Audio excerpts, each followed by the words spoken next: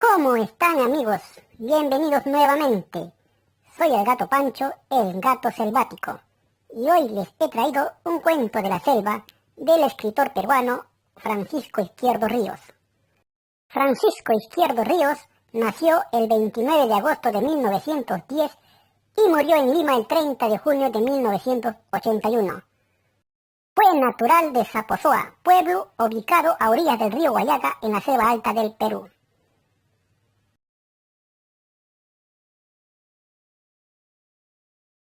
Si te gustan los cuentos, como a mí, comparte este video y suscríbete al canal para que sigamos creciendo. Y para no serle más larga, empecemos de una vez con el cuento. El Tuyachaqui. Oh, el Tuyachaqui, el diablo de pies desiguales y proteico, que se transforma de un momento a otro en gente, en árbol, en ave, en arroyo o en perro, dentro de las verdes soledades de la selva inmensa, y asusta a los caminantes o rapta, con engaños a los niños que andan solos, o que así se quedan en los trapiches o en las chozas de las chacras, como también a los adultos. Aparece por lo general en las personas de un pariente, de una madre, de un padre, de un tío, etc., o a veces también en la de un amigo, e invita amablemente, con algún hábil y oportuno pretexto, a seguirle por la selva, hasta que después de haber caminado regular distancia, dentro del silencio y desamparo de aquella, se revela del tal como es, y deja amarrada a su víctima, si es adulto, en una tangarana, el árbol de millares de hormigas rojas y feroces, y si es niño, lo sube a uno de los árboles gigantescos, donde lo deja oculto en el frondoso ramaje. A veces también, en uno de esos soledosos caminos, aparece ante algún niño como una linda gallina blanca con hermosos pollitos, que éste, entusiasmado por agarrarlos, los sigue, bosque adentro, siendo desde luego víctima de un fatal desengaño. ¡Cuántas leyendas terroríficas se cuentan al respecto! ¡Cuántos relatos espeluznantes que estremecen el alma y el cuerpo! ¿Cuántas veces se oye decir que se han encontrado niños raptados por el Tuyachaqui en los altos ramajes de los árboles, con los rostros desfigurados por terribles rasguños, ya sin habla, mudos? Los indios cargueros, que conducen viajeros por la selva, creen descubrir las huellas de sus pies desiguales en el lodo de los caminos, y sienten gran terror o piensan oír, sobre todo en los momentos de lluvia, el rumor de las conversaciones de estos seres fantásticos en las aletas de los sombríos renacos de los senderos. ¿Cuántas veces en mi lejana infancia he oído decir a la gente de mi ciudad que aún en los renacos de los solares de esta viven los Tuyachaquis, cuyas conversaciones son percibidas en los momentos de tempestad y en los misteriosos anocheceres? ¡Bulla! ¡Bulla! Conversan los Tuyachaquis en los renacos, oía decir siempre. Una viejecita eximia, relatadora de cuentos de selva, era mi tía Orgía.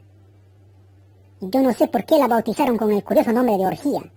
Fue en su juventud y seguía siendo, desde luego, con mayor razón, todo lo contrario que indicaba su nombre. Austera y recatada. Además, tenía la fatalidad de ser cieguita, pues como ella misma contaba, cuando era muchacha y estaba yendo por un camino estrecho de la selva, una rama le golpeó los ojos.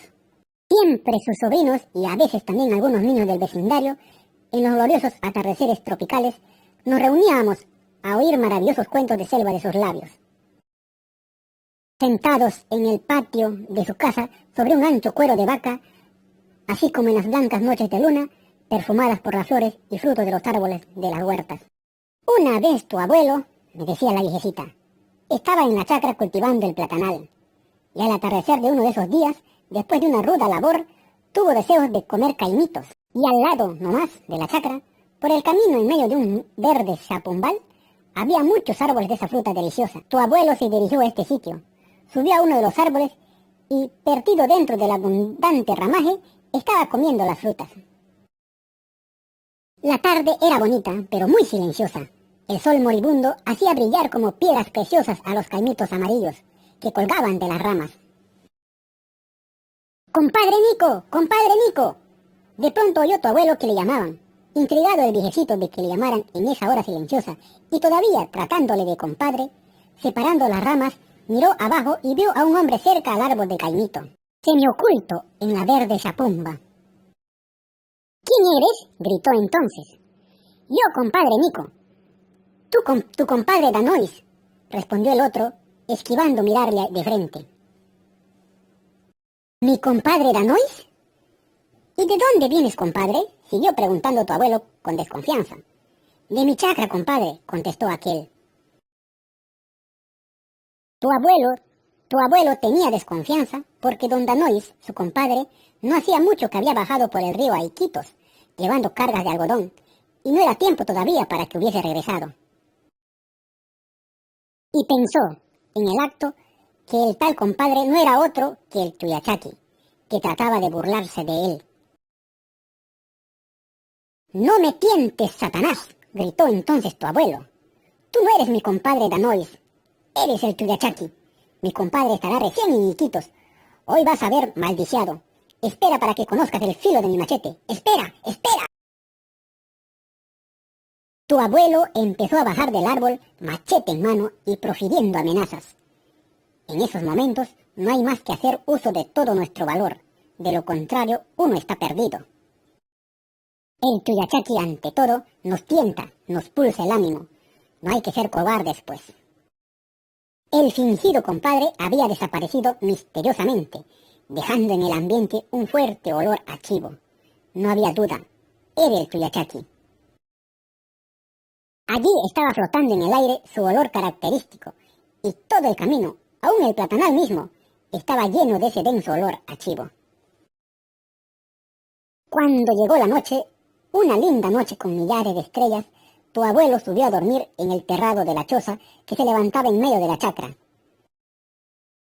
Y en el preciso instante en que se acostaba en su estrado, resonó una extraña carcajada en el bosque que estremeció a todo el platanal.